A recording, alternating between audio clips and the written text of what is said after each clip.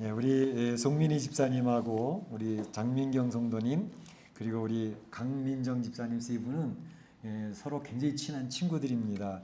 아마 그 강민정 집사님이 지금 어머니 수술 때문에 한국 가 계시거든요. 다음 주일날 돌아오시게 되겠는데 한국 안 가셨으면 같이 서서 찬양을 했을 거예요.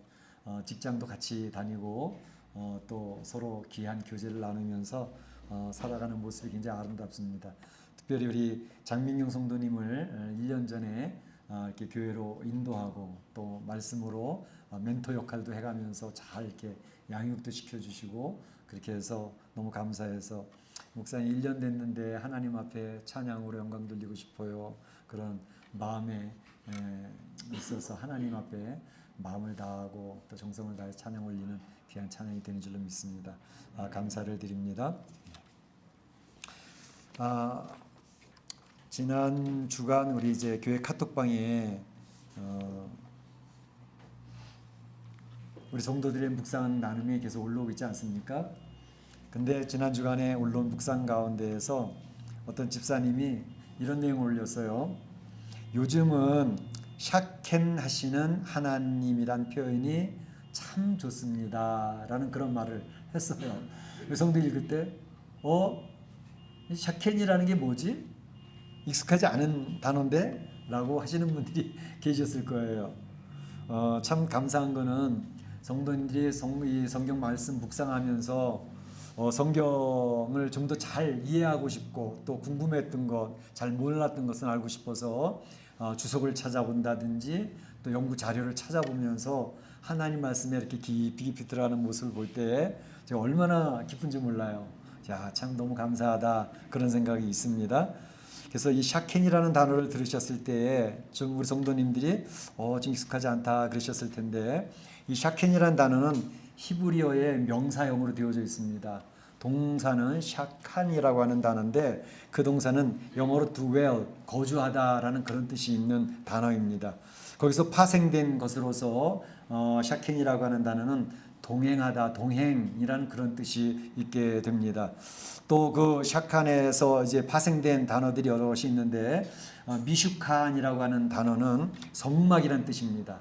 성막의 의미가 하나님의 임재잖아요. 하나님 거주하시는 것. 미슈칸이라는 단어가 성막의 뜻이고 또 거기서 파생된 단어 중에 쉐키나라는 단어가 있는데 이 쉐키나라는 단어는 임마누엘이다라는 그런 뜻으로 연결이 되어져 있는 것을 볼 수 있습니다. 아니 오늘 목사님 설교 시작하면서 왜 이렇게 어려운 히브리어 설명을 하고 계십니까? 그럴 수 있는데 오늘 살펴볼 내용이 바로 이 동행에 대한 것이기 때문에 그렇습니다. 하나님과 동행한 사람, 오늘 말씀 제목인데 하나님과 동행한 사람. 그래서 에녹의 믿음을 생각해 보면서 우리가 오늘 은혜를 나누고자 하는 것입니다. 오늘 창세기 5장에 보게 되면 동행이라는 단어가 반복해서 나오지 않습니까? 하나님과 동행한 사람, 하나님과 동행하였더니 동행. 이게 바로 샤켄, 바로 하나님께서 함께 하시는 그러한 에녹의 믿음을 강조하고 있는 것인데요. 이 에녹이라는 사람은 제일 오래 산 사람의 아버지입니다. 누구? 무두셀라. 몇 살까지? 969세까지 사는 사람이 무두셀라인데 그 무두셀라의 아버지가 에녹입니다. 그 두 번째로 오래 산 사람이 있는데 두 번째로 오래 산 사람은 962세까지 살았어요. 근데 그 962세 두 번째로 오래 산 사람이 누구냐 하면 바로 이 에녹의 아버지 야렛이라는 분입니다. 그러니까 에녹을 중심으로 해서 아버지도 오래 살고 그 아들도 오래 사는 그런 사람으로 그리고 자기는 하나님 앞에 올라가 승천하는 이러한 놀라운 역사를 일으켰던 사람이 에녹이라고 하는 분입니다. 그래서 오늘 에녹의 믿음을 살펴보면서 하나님과 동행한 사람이라는 내용을 살펴보려고 하는데 먼저는 이 에녹을 이제 그 믿음을 정리해 보면 중요한 것이 몇 가지 있습니다. 믿음으로 죽음을 보지 아니하고 하나님 나라에 간 사람 에녹을 먼저 보고 두 번째로는 믿음으로 하나님과 동행하는 삶을 산 에녹에 대해서 두 번째 살펴보고 세 번째는 믿음으로 심판을 선포하며 살아간 에녹 이렇게 세 가지로 나눠서 살펴보고자 하는 것입니다. 먼저 믿음으로 죽음을 보지 아니하고 하나님 나라에 가는 에녹을 살펴보겠는데요. 그 에녹의 삶의 가장 특징적인 것은 바로 죽음을 보지 아니하고 하나님나라에 승천했다라는 것이 에녹의 가장 특징적인 모습입니다. 그래서 죽음을 보지 않고 승천한 사람이 두 사람 있죠. 누구? 에녹과 엘리야 두 사람이죠. 그래서 죽음 보지 아니하고 승천한 사람이 둘이 있는데 오늘 창세기 5장 24절 말씀을 보게 되면 하나님이 그를 데려가심으로 세상에 있지 아니하였더라. 하나님이 그 에녹을 데려가심으로 세상에 있지 아니하였더라 이렇게 얘기를 하고 있는데 이것만 보게 되면 죽지 않았다는 말이 정확하게 나와 있지를 않아요. 그런데 히브리서 11장 5절에 보게 되면 정확히 나와 있어요. 믿음으로 에녹은 죽음을 보지 않고 옮겨졌으니 죽음을 보지 않고 옮겨졌다라고 이야기를 하는 것을 볼 수 있죠. 그래서 에녹의 삶은 죽음을 뛰어넘는 승리의 삶이었다라는 것으로 딱 정리를 할 수가 있는 사람입니다. 자, 우리가 이제 창세기 5장 내용 1절부터 32절까지 마지막에 쭉 보게 되면 그 내용의 특징점이 뭐냐면 누가 누구를 낳고 몇 세에 죽었더라. 누가 누구를 낳고 몇 세에 죽었더라. 이것이 5장 1절부터 마지막 절까지 계속 반복되는 내용이에요. 그러니까 아담도 죽었고 아벨도 죽었고 가인도 죽었고 또 셋도 죽었고 그래서 300년 산 사람도 죽었고 700년 산 사람도 죽었고 900년 산 사람도 죽었다. 그래서 죽음의 행진이 쫙 나오고 있는 게 창세기 5장에 있는 내용이거든요. 그런데 이 죽음의 행렬이 쫙 진행되고 있는 가운데에 별같이 빛나는 스토리가 있으니 그게 바로 에녹의 승천인 것입니다. 그러니까 에녹은 바로 이러한 모든 사람이 죽어가는 가운데 있는데 죽음을 뛰어넘는 죽지 않고 승천한 별같이 빛나는 사람이다 라는 것이 반짝반짝 빛나고 있는 내용이 바로 창세기 5장에 딱 나오고 있는 것이죠. 이 죽음이라고 하는 문제, 이거는 인류가 시작된 이래 지금까지도 계속 진행되고 있는 내용입니다. 그래서 지금도 계속 죽어가고 있죠. 오늘 이 주일날에도 죽음의 행렬은 주일날이라고 쉬는 법이 없어요. 장례식장 가보세요. 죽음의 장례를 치르기 위해서 줄이 서 있습니다. 더군다나 이 팬데믹 코로나 시간이라 가지고 얼마나 많은 사람이 죽는지. 멕시코 시티에서도 어떤 때는 200명, 어떤 때 500명, 어떤 때는 700명이 죽었다라고 계속 보도가 나오고 있습니다. 그러니까 여기 장례식장은 끝이 없어요. 줄을 서 있는 거예요. 죽음의 행렬은 지금도 계속 진행되고 있는 진행형입니다. 이 세상 사람들은 이 세상을 살아가면서 어떻게 하면 이 죽음을 피할 수 있을까? 어떻게 하면 좀 더 오래 살고 장수하며 살다가 죽음도 피했으면 좋겠다. 이게 이 세상을 살아가고 있는 모든 사람들의 소망입니다. 진시황은 오래 살고 싶어서 불로초를 찾아서 먹었다는 거 아닙니까? 그럼에도 죽었습니다. 뿐만 아니라 세상의 최강의 권력을 가지고 있던 사람들이 얼마나 많이 있습니까? 로마의 황제들, 그 제국을 건드리면서 무소불위의 권력을 휘두르던 로마 황제들도 하나 없이 다 죽었습니다. 그렇죠? 이 세상을 호령하던 독재자들, 대단한 권세, 대단한 그 독재를 통해서 많은 사람, 몇천만 명씩 죽이는 그러한 사람들, 곧 모택동이나 히틀러 같은 사람도 결국 죽었습니다. 죽음의 끝이에요. 뿐만 아니라 요즘에는 이제 첨단 과학 기술, 바이오 산업을 통해 가지고 인간의 수명을 늘리려고 하는 시도가 굉장히 많아요. 그래서 페이스북의 저커버그, 제일 젊은 사람인데 그렇게 관심이 많다죠. 안 죽으려고. 그래서 미국에 있는 재벌의 총수들이 그 죽음의 이것을 어떻게 유전자를 통해 가지고 장수할 수 있고 오래 살 수 있을까? 이걸 지금 아주 몰빵을 하면서 연구에 들어가고 있지 않습니까? 이게 바이오 산업 마지막 때 그거 하나만 발견해 놓으면 그 사람은 이제 전 세계의 돈을 긁어 모으는 거죠. 그런데 바로 그렇게 이제 AI 그를 통해서도 그렇고 지난번에 말씀드렸던 유전자 가위라는 게 있지 않습니까? 우리 몸은 DNA 유전자의 조합을 통해 가지고 몸이 구성되어져 있는데 나쁜 유전자들은 미리미리 잘라내고 건강한 유전자를 갖다 붙여가지고 생명을 연장시킨다는 거예요. 우리 몸의 올간 모든 장기들도 그때그때 갈아치면서 이제는 확실한 그런 몸을 개조시키는 그런 삶을 살겠다는 거 아닙니까? 그래서 그들이 지금 예측하기로는 어느 정도 시간이 지나면 지금 한 120살까지 사는 사람들도 많은데 500살까지는 살 수 있도록 만들 수 있다라고 하는 긍정적인 결론들을 내리고 있죠. 그리고 또 심지어 그들은 이제 하나님의 권한, 생명의 영역까지도 터치하고 들어가잖아요. 잘하면 인간이 영생할 수 있도록 또 만들 수 있을 것 같아. 지금 첨단 과학을 연구하는 사람들이 그것을 향해서 매진하고 있습니다.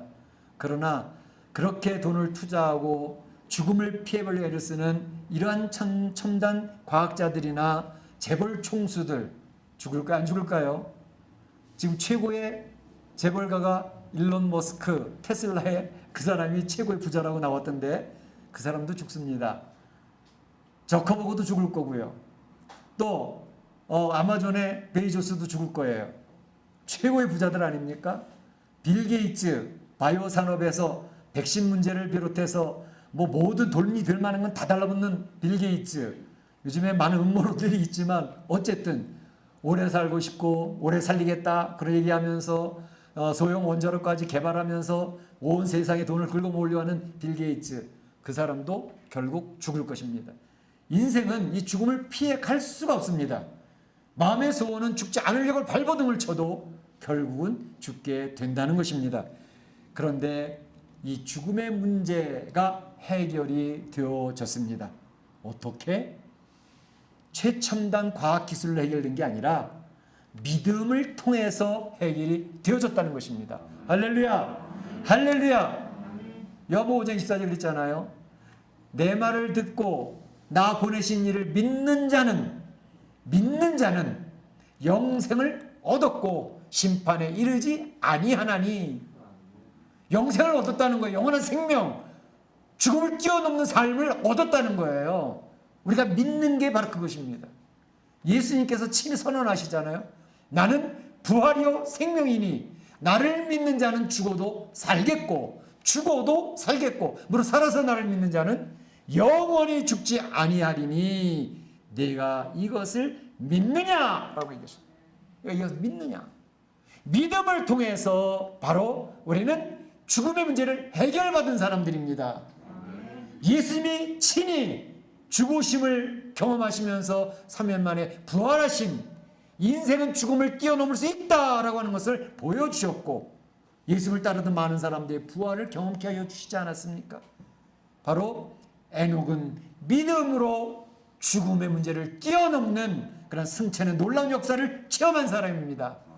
우리 사랑하는 성도들 에녹처럼 죽음의 문제를 뛰어넘는 귀한 믿음을 가지시기를 주의 이름으로 축원합니다. 축복합니다.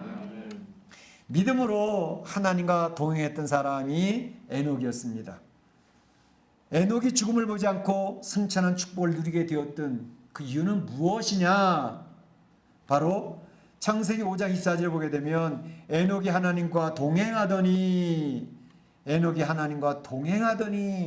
샤켄의 하나님을 경험하는 사람, 하나님 임재를 경험했어. 하나님과 함께함을 경험하며 살아가는 사람. 히브리서 11장 5절에 믿음으로 에녹은 옮기기 전에 하나님을 기쁘시게 하는 자라 하는 증거를 받았느니라. 에녹은 믿음으로 하나님을 기쁘시게 하는 자라는 증거를 받은 사람이에요. 그러니까 에녹은 믿음 때문에 하나님 앞에 너 하나님을 기쁘시게 하는구나 라고 하는 증거를 받았어요.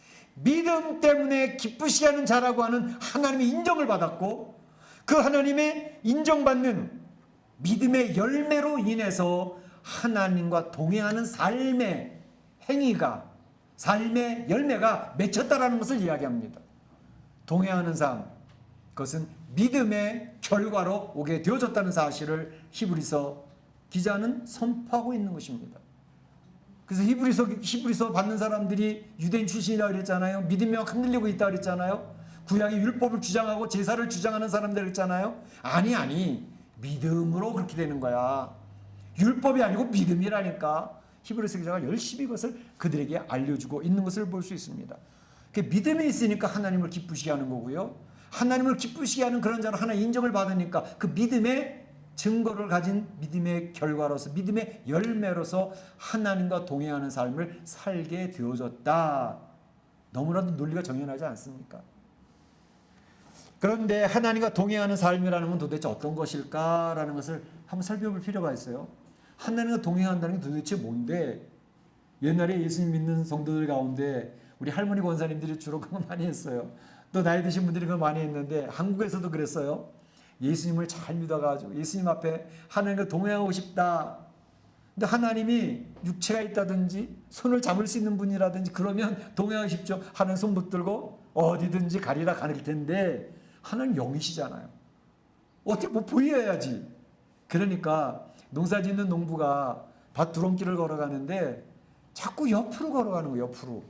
사람 쳐다보다가 아니 집사님 왜 그 자꾸 밭 고랑을 갖다 가운데 길이 있는데 가운데라는 거 자꾸 옆으로 풀숲으로 갖고 걸어가요. 물어봤더니 하는 말이 요 가운데 길은요 우리 예수님이 걸어가시는 길이고요. 저는 그 옆에 예수님과 같이 가느라고 옆에 풀길로 가고 있는 겁니다. 그래 얘기했다는 거예요. 이해가 되죠? 네, 그 마음이 느껴지는 거예요. 마음이. 어떤 분은 밥상을 차리는데 가장 좋은 아버지 어머니가 앉는 정중앙에 밥그릇을 놨는데 거긴 빈자리야. 옆에 붙어서 구석에서 밥을 먹고 있어. 아니 그 좋은 자리에 나온데 놔두고 왜 구석에 붙어가지고 밥을 먹습니까? 아, 저 자리는 우리 예수님이 앉아 계시는 자리. 그 마음이 얼마나 아름답습니까? 우리 주님과 동행하고 주님과 함께 한다는 그 마음의 가짐을 가지고 살아가는 모습이었다 이 말이죠. 그런데 실제적으로 하나님과 동행한다고 하는 그 의미가 무엇일까라는 것을 한번 생각해 보면 먼저는 하나님과 동행한다는 것이 좀 구체화되어야 되지 않겠습니까? 하나님 동행한다는 게 너무 추상적이잖아요. 하나님과 동행한다는 것은 하나님과 교통하는 삶을 살아가는 것을 의미해요. 하나님과 교제가 이루어지는 삶을 이야기해요. 하나님과 어떻게 교통을 해요? 어떻게 교제를 해요? 그것은 바로 그의 음성을 듣는 쪽에 서 있는 거예요. 하나님의 뜻을 분별하려고 그 자리에 서 있는 자리. 그 뭘까요? 하나님의 말씀 앞으로 나가는 것입니다. 그래서 그 말씀을 통해서 기도를 통해서 하나님과 교제를 하는 것입니다. 그래서 우리 사랑하는 성도들이 성경 열심히 읽고 있어서 얼마나 저는 마음 기쁘고 보람을 느끼는지 모르는데 말씀 열심히 읽고 그 말씀을 묵상을 하고 그 말씀을 따라가려고 하는 삶, 그걸 부족하고 연약할 때마다 자기가 자꾸 쓰러지고 넘어지는 그 좌절하는 모습 속에서 기도하며 주의 능력을 구하는 삶. 하나님 저 아무리 하려고 하나님 자녀답게 살아고 보려고 애를 써도요 자꾸 넘어지고 있어요. 힘 좀 주세요. 성령의 능력을 좀 덮어주세요. 그럼 하나님 엎드려 기도하고 있으니까 주의 능력이 임하죠. 바로 그것이 주의 말씀을 들으려고 주 앞에 귀를 기울이고 있는 삶, 나의 부족함을 고백을 하면서 주의 능력을 구하는 삶, 이게 주님의 하나님과 교통이 이루어지는 삶이에요. 주님의 포도나면 나는 그의 가지에 붙어있는 삶이 내 말이 너의 안에 거하면 이러잖아요. 주님과 교통하는 삶은 주님과 동행하는 첫 번째는 주님과 교통하는 삶인데 주의 말씀 앞에 귀를 기울이고 있는 삶이 주님과 동행하는 삶의 구체적인 표현입니다. 두 번째는 뭐냐 하면 주님과 동행한다는 것은 하나님의 말씀에 주님의 뜻에 내 마음을 맞추는 것입니다. 그게 동행하는 삶이에요. 아모스서 3장 3절에 보게 되면 두 사람이 뜻이 같지 않은데 어찌 동행하겠으며 그랬어요. 뜻이 같아야 동행이 되어지지 두 사람의 뜻이 서로 다른데 어떻게 같이 갈 수 있느냐 이 말이에요. 부부가 한 팀이 되어서 살아가는데 남편 생각 다르고 아내 생각 다르고 자라는 환경이 틀려서 성격이 달라서 우린 다를 수밖에 없어요.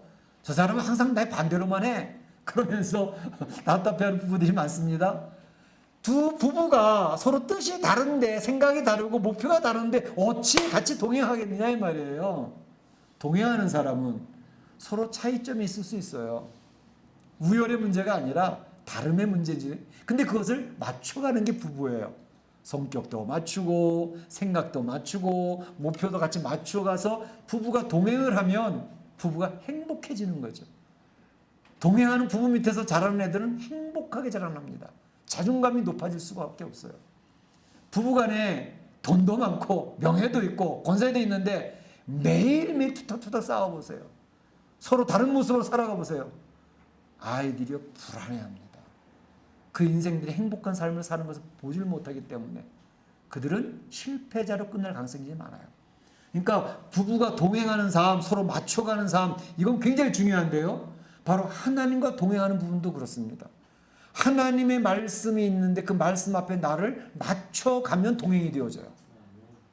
하나님의 뜻이 있는데 하나님 뜻은 그렇고요. 제 뜻은 그렇지 않습니다. 저는 제 생각대로 살래요. 살아가 보세요. 동행이 되나? 안 됩니다. 그렇기 때문에 하나님의 뜻에 맞추는 작업과 훈련이 신앙생활하면서 계속 되어지는 거예요. 이제 성경 말씀 많이 읽다 보면은요, 하나의 음성이 들리기 시작합니다. 하나님의 뜻을 알기 시작을 합니다. 그 다음에 부딪히는 문제는 그 하나님의 뜻 앞에 나를 어떻게 맞출 것이냐는 거예요.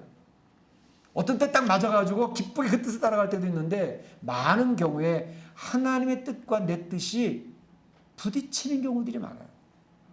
내 안에는 죄성이 있고 이기심이 있고 교만이 있고 하나님 뜻대로 살아가기 너무 힘든 거예요. 그 하나님 뜻은 알겠는데요, 저는 제 뜻대로 살 수밖에 없어요. 그리고 계속 고집하면 동행이 안 되는 거예요. 그래서 하나님 뜻 앞에 내 뜻을 맞추는 훈련이 필요하다니까요. 하나님 나라 갈 때까지 이 훈련은 계속되는 부분입니다. 교회 나서 예배 드렸다고 되나요? 성경 말씀 읽었다고 끝나나요? 아니요. 그 뜻을 맞추는 작업을 하는 것이 신앙생활입니다. 그래서 로마서 12장 1절 그 1절 이제 그 얘기했잖아요. 무엇을? 너희가 거룩한 산 제물로 드리라. 제물이 뭐예요? 죽어야 제물이 되는 거잖아요. 그 예수 믿을 때 내가 죽었습니다라고 얘기해서 세례받고 이제 하나님 자녀 되었지만, 제물, 산 제물, 매일매일 거룩한 산 제물이 되라는 것은 매일매일 자기의 고집을 꺾고 자아를 꺾고 제물로 살아가는 것이 중요하다.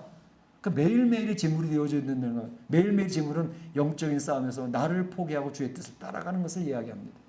그래서 얘기하는 게 뭐예요? 너희는 이 세대를 본받지 말고, 이 세대는 하나님과 대적하는 세상이 이 세상이거든요. 세상 나라는 하나님 나라와 대적하고 있습니다. 이 세상 본받지 말라는 거예요. 그리고 변화를 받아야 된다는. 우리 어머니 몸에 태어나서부터 세상에서 진화론을 배우고 이 세상의 가치관을 배우고 살아왔기 때문에 신앙생활 하다 보면 부딪히 계속 충돌하는, 세상의 가치관과 성경의 가치관이 계속 충돌하죠. 거기서 하나님 뜻에 맞추기 굉장히 힘든 거죠. 근데 그것을 내 가치관을 포기하고 성경적 가치관을 따라가는 삶. 그러니까는 변화를 받으라는 거예요. 변화를 받으라. 그리고 하나님의 선하시고 기뻐하시고 온전한 뜻이 무엇인지 분별하라, 이렇게 얘기를 하고 있습니다. 성도의 삶이라는 게 그거거든요. 하나님의 뜻, 선한 뜻, 하나님의 온전한 뜻, 하나님이 기뻐하시는 뜻이 무엇인지를 분별하고 그 뜻에 내 뜻을 갖다 맞추는 작업이, 그것을 훈련하는 작업이 신앙생활인 것입니다. 그래야 하나님이 동행이 되어진다는 거예요. 그러니까 하나님 동행되어지면 어떤 일? 바로 하나님이 함께 하시는 하나님의 임재가 경험되어지는 것입니다. 하나님의 임재가 경험되어지는 삶은 하나님이 나를 인도하시는 것이 체험되어지는 거예요. 하나님이 우리 가정을 이렇게 저렇게 이끌어 가시고 터치하시는 것을 경험하기 시작을 하는 거예요. 그게 하나님의 임재입니다. 하나님께서 내 사업을 내가 계획했던 것을 수정시키시고 내 사업에 계획했던 것들을 하나님이 막을 건 막아주시고 열을 건 열어주시면서 나를 이끌어 가시는 것을 경험하는 것입니다. 그것이 하나님의 임재를 경험하는 샤켄의 하나님입니다. 그러니까 우리는 하나님과 동행하는 삶을 살아가야 돼요. 에녹이 그렇게 살았다는 거예요. 그렇게 살아가는 것을 통해서 하나님이 내 개인의 인생을 인도하고 계시는구나. 하나님이 내 가정을 터치하면서 막을 건 막고 열 건 열으면서 우리 가정을 인도하시고 내 자녀들을 인도하고 계시는구나 하는 것을 내 스스로 입에서 고백하도록 만드시는 거예요. 내가 처음 했으니까 고백이 나오는 거예요. 그 고백을 하는 사람들이 신앙인 것입니다. 그래서 하나님과 동행하는 삶이 우리 에녹이 우리에게 보여주는 것. 그러니까 신앙인인가 참 신앙인인가 거짓 종교인인가 하는 것이 바로 이러한 것에서부터 구별이 되어져 가기 시작을 하는 것입니다. 신앙이 미숙한 신앙인가 성숙한 신앙인가 하는 것이 하나님과의 동행함이 어디까지 이루어지고 있는가를 통해서 결론이 되어지는 거예요. 예수님 앞에 나와서 그랬잖아요. 내가 주님의 이름으로 병도 고쳤고 내가 주님의 이름으로 주의 일을 얼마나 많이 했는데 나를 모르신다고 하십니까? 내가 너를 도무지 모르노라. 나에게서 떠나가라. 주님과 동행을 해본 경험이 없는데, 주님과 교제를 해본 경험이 없는데, 병 고치시는 것도 자기 자랑을 위해서 병을 고쳤고, 하나님 일을 하는 것도 자기를 드러내기 위해서 하나님 일을 했고, 주님과 관계없는 자기의 일이에요. 자기의 열심, 자기의 행함, 자기의 자랑. 주님 난 뭐 모르겠는데. 하나님 동행하지 않은 신앙의 결과인 것입니다. 그러니까 우리 신앙생활하면서 그러한 싸움이 성도들 안에 부치무치 많이 있어요. 그리고 우리 교회 생활하면서도 왜 교회가 이럴까 그러면서 세상에 자꾸 쇠뇌를 시키거든요. 교회는 위선자들이 모인 것이야. 교회는 말로만 뻔지르르 하지 속에 들어가 보면 전혀 그렇지 않아. 세상의 매스컴이 계속 쇠뇌를 하고 있잖아요. 교회라는 것은 문 닫아야 돼. 신앙이라는 건 다 떠나가야 돼. 사탄이 계속 나팔을 대고 부르짖고 있다고요. 그렇지 않습니다. 매스컴에서 이야기하고 이 뉴스들이 막 교회를 공격을 하고 성도를 공격을 해도 한국의 교회들이 물론 연약한 부분도 없지 않아 있어요. 대교회들이 침묵하고 있는 것 그때 많은 성도 답답해하기도 해요. 그러나 교회가 바로 서 있는 교회들이 얼마나 많은데요. 바로 서 있는 성도들이 얼마나 많은데요. 바로 서 있는 장로님들이 얼마나 많은데요. 한국의 사회에 그늘진 곳, 고아원이라 여러 연약한 부분에 교회의 예산이 막대하게 쏟아부어지고 있습니다. 그건 얘기 안 하거든요. 교회가 사회를 바르게 세우려고 애를 쓰는 그런 헌신과 그런 섬김이 얼마나 많은데요. 우리 성도들을 절대로 위축될 필요 없습니다. 마지막 때가 될수록 사단은 계속 교회를 공격할 것입니다. 성도들은 위선자라고 공격할 것입니다. 장로들은 목사들을 계속 공격할 것입니다. 그러나 그런데 위축될 필요 없습니다. 그럼에도 교회는 굳이 하나님의 이루어가는 그러나 하나님 그리스도의 몸인 것입니다. 성도들은 보이지 않는 곳에서 섬김과 헌신을 계속하고 있는 것이 교회의 모습이고 성도들의 모습입니다. 하나님과 동행하는 성도들이 있는 것입니다. 그러니까 절대로 그러한 세상의 논리나 세상의 공격에 위축되지 마시길 바랍니다. 그래서 필요한 것은 나의 문제입니다.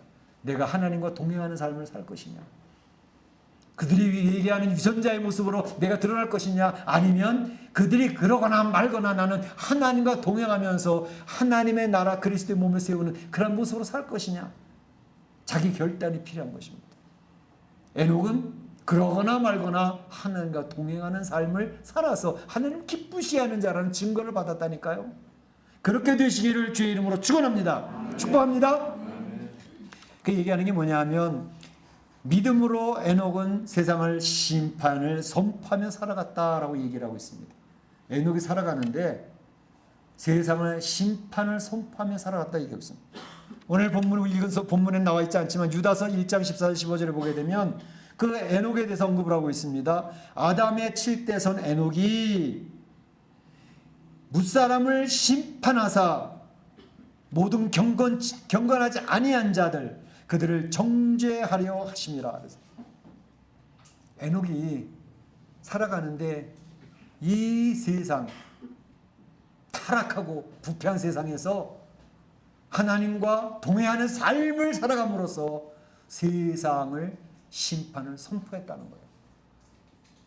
그들이 스스로 정죄를 받게 되어졌다는 것을 이야기하고 있습니다. 어떤 분은 그러셔요. 아니 에녹이 살던 시대는 옛날 시대인데 원시 시대인데 자 그럼 그 시대에는 워낙 생활 자체가 간단해서 단순해서 하나님과 동행하는 게 쉽지 않았을까? 그렇게 얘기하실 수 있어요. 요즘처럼 타락하고 문란한 풍조가 만연된 이 세상에서 어떻게 하나님과 동행하며 사는 게 쉽겠어? 아마 에녹이 지금 시대에 이렇게 타락하고 부패한 세상을 살아간다면 상황이 좀 달라졌을 것 같아요, 목사님. 그렇지 않습니다. 에녹이 살던 시대가요, 굉장히 간단하고 단순하고 순진한 삶을 살아가는 시대같이 보여질 수도 있지만 전혀 그렇지 않았습니다. 경건하지 않은 사람들이 가득하고 부패하고 타락했던 시대라고 성경은 이야기하고 있습니다. 노아의 전 시대거든요. 노아의 하나님 홍수가 왜 내려졌습니까? 바로 부패한 세상이기 때문에, 타락한 세상이기 때문에 하나님이 한탄하사 쓸어버리기로 작정하셨던 거 아닙니까? 바로 그 시대가 에녹이 살던 시대였다는 것입니다. 그러니까 에녹은 하나님의 심판을 선포하는 것을 어떻게 깨달았느냐? 하나님과 교제하고 교통하고 있으니까 하나님의 마음을 느끼기 시작을 했어요. 아, 이 시대가 너무 타락해서 하나님의 가슴 아파하는 시대였구나라는 것을 깨달았어요. 그가 아들을 낳았을 때 아들의 이름이 뭐예요? 에녹의 아들의 이름이 뭐예요? 무드셀라. 제일 오래 산 사람 무드셀라. 근데 무드셀라는 이름의 뜻이 뭐예요?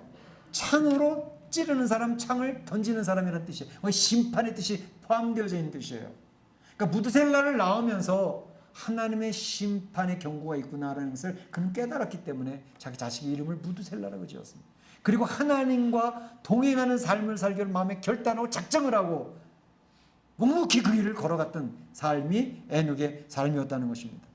실제로 무드셀라가 969세에 죽었어요. 969세에 죽었는데 노아는 무드셀라의 손자입니다. 무드셀라가 라멕을 낳고 라멕이 노아를 낳았어요. 그런데 그 기간이 어떻게 되냐면 이제 이 무드셀라가 이 라멕을 낳고 또 라멕이 노아를 낳을 때 그때 무드셀라 나이가 369세였어요. 그리고 노아의 대홍수가 일어날 때가 몇 세였어요? 노아가 몇 세 때? 혹시 아시나요? 주일학교 교사 나올 것 같은데 노아 600세 때 대홍수가 시작되는 거예요. 그런데 노아 600세 때 홍수가 시작되니까 무드셀라가 몇 살? 무드셀라가 노아를 낳을 때가 369세라니까. 그러니까 딱 600세를 더하면 969세. 무드셀라가 죽을 때 노아의 홍수가 터지게 됐던 것입니다. 그러니까 이 에녹이 무드셀라를 낳으면서 심판에 대한 경고 선포를 했던 것처럼 무드셀라가 죽는 그 해에 바로 대홍수가 일어나서 세상을 심판하는 역사가 이루어졌다는 것입니다. 에녹이 선포하는 이 심판의 경고가 성취되어지는 것을 노아를 통해서 보여주게 되셨다는 것을 이야기하고 있습니다. 세상이 얼마나 타락하고 부패한 세상이었기에 그때에 에녹은 이 세상에 심판이 임하겠구나 하는 걸 깨닫고 그럼에도 불구하고 그들과 구별된 하나님과 동행하는 구별된 삶을 살면서 하나님이 기쁘시게 하는 자라고는 하나님의 인정을 받는 삶을 살았다는 것입니다. 하나님과 동행하는 삶을 살면서 세상을 심판을 선포하고 살았다는 것이죠. 오늘날에도 우리 성도들이 그대로 적용이 될 수 있습니다. 지금 이 시대가 어떤 시대입니까? 우리 성도는 그 느낌 같지 않습니까? 세상이 돌아가는 것을 보면서 마지막 때가 되고 있는 것 같긴 하다. 너무 부패하고 타락한 세상이 오고 있구나. 생각도 못하고 말로 할 수 없는 그러한 타락함이 나타나고 있구나. 동성애부터 시작을 했죠. 동성애는 동성끼리 서로 성적인 쾌락을 즐기는 거 아닙니까? 성경에서도 분명히 잘못됐다고 얘기를 하고 있습니다. 그런데 지금 동성애 정도가 아니라 같은 동성끼리 성적인 즐거움, 쾌락을 느끼는 게 아니라 지금은 트랜스젠더, 그래서 LGBT, 옛날에는 LGBT만 얘기했는데 Q가 하나 더 붙었어요. 큐어. 어쨌든 잘 모르겠지만 자기 즐겁게 즐길 수 있는 그런 성적인 내용들. 그래서 N젠더 시대라고 합니다. N젠더라는 것은 성이 무수히 많다는 것을 얘기하는 거예요. 지금 나온 것만 해도 20가지 넘는 성이 있다는 거예요. 그전에도 말씀드렸던 것처럼 아침에는 남자였는데 감정이 지금 내가 여자가 된 것 같아. 오후에는 여자로 바뀌는 거예요. 그 다음에는 또 남자로 바뀌었다가 여자로 바뀌어 왔다 갔다 하는 성.